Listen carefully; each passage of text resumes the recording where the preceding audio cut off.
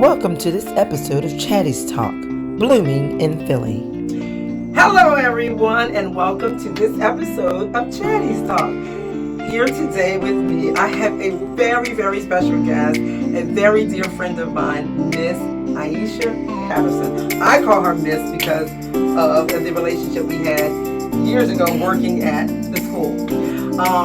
But I am very excited today. This is the first recording tape, whatever you want to call it, of the documentary, Flowers in the Hood. We'll explain what that means later. The name may change, the name may remain the same. But just to give you somewhat of a background on what's going on this episode of Chatty Talk. Okay, enough talking. So let's get started.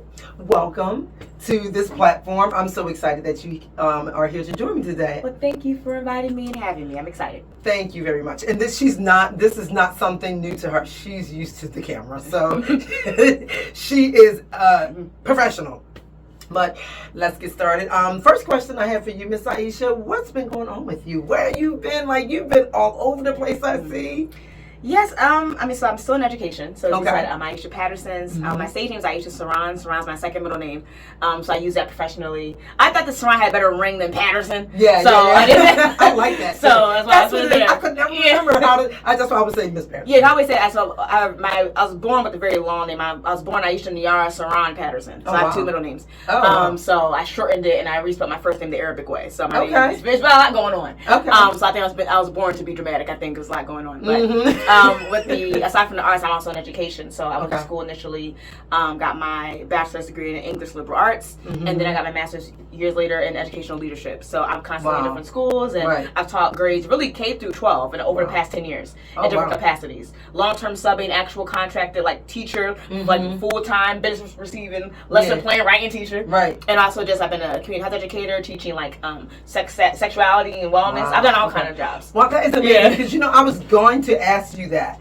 I was going to ask you, I know you as, I met you as a teacher at the school. And we just connected, we just started talking, and that's how we knew each other, like acting, singing, and all the things like that.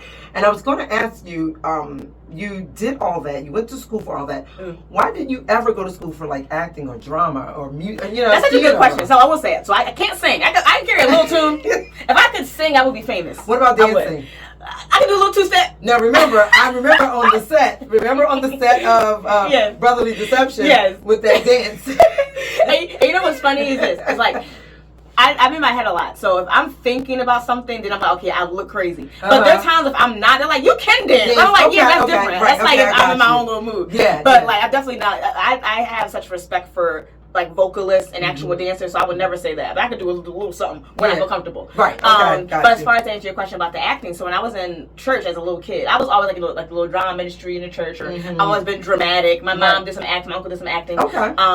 And I would do little skits, recitations, things like that. I never thought about it like as a profession. Okay. I never thought about it, but I always liked it. I watched a lot of TV as a kid. And for me growing up, I didn't have cable. I just had basic channels. Okay. So I watched a lot of like WB. I like all those lineups. I knew shows back to back. Okay. And I to the point I could like memorize certain lines. Before you had like before you could watch stuff like how cable is. I could watch a show I missed. You have to actually catch it when it aired. Yeah, exactly. Or hopefully you missed it. Yeah, you just missed it. So for me, like I watched a lot of TV as a kid and that kind of stuff. So when I went to college, fast forward up to then, there was a drama ministry. I went to Lincoln University. There was a drama ministry in the chapel or whatever. And then like it wasn't like active, but friends and I, we wanted to kind of bring it back up. So we started doing little skits. And one of my friends, she who has an Emmy now. So shameless plug. But she started writing this scripts and we were acting them, and we really loved it. And so one day I was like, I can do this for a living. I like this, I mean? I just had so much fun with it. Yeah. But of course I still got my degree. I didn't play around with that. Okay. But it was like, I always knew it's a job I feel like I could never get tired or bored of. And it's like literally, I always feel like education and the arts are hand in hand. Because you are, as an actress, writer, you are influencing the masses. Yes. Which is why, you can have a show and someone in Japan thinks, all black people are this way because of what the show is saying. You know what I mean? You have that power of how you will influence others. So it's important, I feel like. Okay. Because, you're great. I mean, you are versatile in your acting. Like, I mean, you can be dramatic, you can be funny, you can be serious. Like, I've seen you act, and you're really good. Now, what are some of the projects that you have worked on, if you can remember some of the projects you worked on? Oh, gosh. So I've done I've done a lot of stuff. Because there's some that I don't even know about. Like the other day, something popped up on my phone, and my son and my daughter was like, I don't even know the person that they mentioned, but you were in the video. I was? Yes. I don't remember what her name was. Noelle somebody? No? Oh, yes. Is it Noelle? Oh, Noelle Scales. Okay. Yes. Yeah. Okay, so I was in a music video. Okay, yeah, because they were like, and I was like, oh, that's Miss Patterson. I was like, oh, what? Yes, what you say that? That music video is called Chris Brown. The song is called Chris Brown, and it's about Chris Brown. The whole song is her. The woman who wrote the song is her. Essentially, her. It's like an ode to him. How much she loves Chris Brown. So the whole video is about like a fictionalized Chris Brown, her meeting him, what that's going to be like. And I was one of the dancers at the party scene or whatever. But I've done it. I did that back in like 2020, so 4 years ago. July 2020 is crazy. But I've done like music videos. I've been in background. Never a vixen. Not that video. But I've been in videos. I've done maybe like 4 or 5 music videos, things like that. I've done background in like TV shows, indie films. I've been in. I'm trying to think. Of course, I write as well. So I write my own stuff. That's going to be my next thing. Yeah, because you and I talked about something you wrote, and we were talking something about a villain. And I was saying to you, I said, you really need to do that. And I don't know why you're still sitting on it. But I have a couple things I'm still working on. Because my own film I did, Kitty U, which it's like 85% done. But my thing, I'm going to keep it 85%. My objective initially, back before the pandemic hit, my goal was to have the whole thing filmed. I wanted to have a full premiere for it. And my goal was to pitch it as a series to either Netflix or HBO. And the premise is kind of, I was explaining, it's kind of like Sex and the City meets School Days, those new School Days. So, so the whole premise is like, it's loosely based on my own life too. It's like me fictionalizing certain things. And the tagline is college life has never been more bizarro. So for those who know about comics, I know very little, right? But the concept of bizarro where everything's reversed. So like, like Bizarro Superman, like everything's backwards. So Superman, like that backward Superman, he's very rude, he's out of shape, he's very cowardly, everything's backwards. So in my world, in Kitty U, it stands for Kit University, named after Eartha Kitt. And I got permission to use the name from her daughter. I tracked her daughter down because if her daughter said no, if her daughter said no, I wouldn't have done it because I love Eartha Kitt. And part of that is like, a lot of, in Waking Life, a lot of schools are not really named after women a lot. It's usually male centered. So in the film, like everything's women. The halls are women. The schools are women. The people who are in charge are women. So it's to make a point. So my character in it, she usually in real life there's like the sleazy frat guy. In my movie, it's the sleazy sorority girls. So my character is like the ultimate worst character. So it was a lot of fun to write and portray the character, but it's meant to talk about a few different things going on. So you want to do it in film and not in the book? So that's a good point because I thought about it. I'm like, well, I wrote the whole screenplay out. So like I said, I didn't even do auditions for it until I had it written and copyrighted. Because I'm big on that.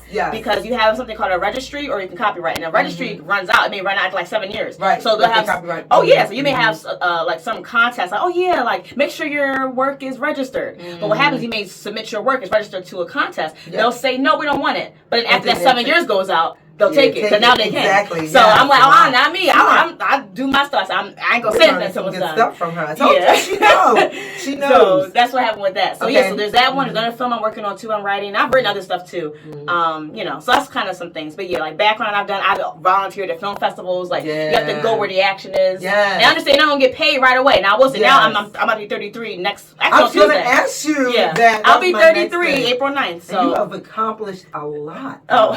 You have. I mean, even to the point of your degree, you know what I mean? You have accomplished a lot. Now, let me ask you, what's next for you? Like, with in your acting, what's the next big thing that you're doing? So I have a lead right now on the upcoming TV show called The Undertaker, which is filming here in Philadelphia. So I'm excited for that. I do play a somewhat villain in the show. And then obviously you and I are in the play together. She plays my mother-in-law. And it's funny because when you're in the arts, a lot of times, do you ever like just forget things you do? Yes. Like people ask me, I need to do a photo shoot. You forget, you're not thinking about it. But so we have that play as well. It's kind of on hiatus because the same director is doing the show. But a lot of things overlap. So we have that as well. But to think of what I want to do, it's interesting. So I had applied actually to get my doctorate. Wow. Here's the thing. I didn't get in, but it was a very prestigious Ivy League school. Not that I'm not good enough. It's not that. But it's hard, right? And then for me, if I did get in, it would have been a 6-year program, so that would put me like around like 39, 40 of me graduating. Right. And not saying I couldn't like settle down or have children in that time frame, but I was like, I have to really think about it. Right. So by me getting essentially to know, all right, cool, I can always reapply, go somewhere else. And how many years? It would have been a 6-year program. Wow. Yeah. And I wanted my degree to be actually in women's gender sexuality studies in conjunction with African American studies. So I just love to learn and do different things. But I was like, I don't have to do it. I'm just constantly, I just love to fill my head with knowledge. And now, how do you balance it all? Like, oh my goodness. Well, I'm single. I don't have any children. That's how I balance it. That's probably what it is. I mean I'm not, well, you're partially right. Because now the children thing, yes, I get it.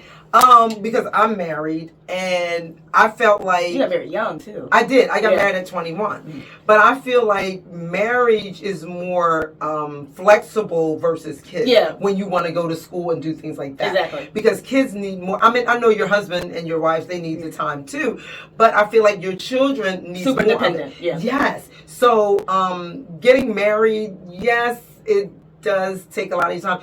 But I feel like now... Mm-hmm. I have more time to do what I want to do. Yeah, no, and I'm still married, but I just feel like I'm like, oh, I can do this, I can do that, because the kids are older, you know what I mean? And I think it would be such a good thing. Maybe I'm an idea right now. I think if you did some kind of project about marriage to kind of talk to young women and young men about that, because a lot of people don't have that story. To be married as young as you are, to still be married, and your husband respects and supports you know what I mean? So people don't have that. That's a whole other thing. You know, so many people tell me I need to do things, videos and things about marriage. Mm-hmm. I mean, I would love for my husband to join me on that, because listen here, we can tell y'all some stories that will help married people and people that are raising children. And it doesn't mean it's a walk in the park every minute, but it's about understanding it's a partnership. And I think for the woman's side, we can agree with that. I feel like that, you know, when you're a creative woman, there's a lot of things we just have to give. When you're creative, you just give a lot anyway, right? Mm-hmm. So it's like we still have the ability to be with the man who we adore and do different things like that, but also can you respect my creative side